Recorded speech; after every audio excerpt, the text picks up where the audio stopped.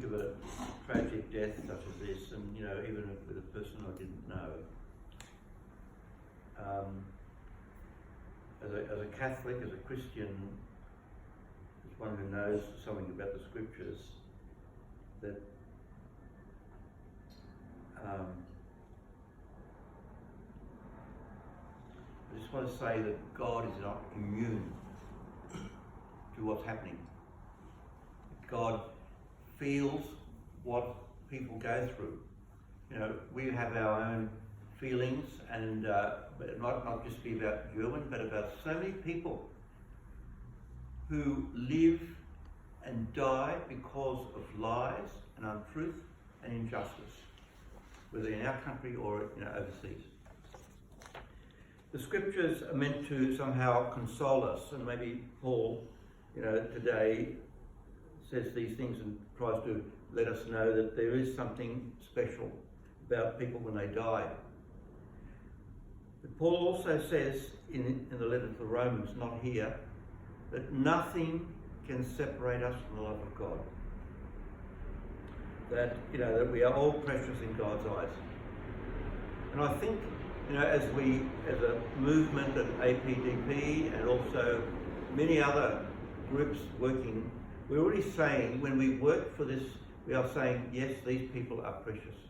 We had this demonstration the other day, this protest outside the consulate. We were saying that these farmers were precious. Gerwin is precious and was precious. And so many other people who died at the hands of violence and that sort of stuff are precious in God's eyes. And that somehow, as we approach now Holy Week, we are actually saying that this Jesus who comes to us not on a horse like Caesar would have, or Pilate, into Jerusalem, because there are probably two entries into the city.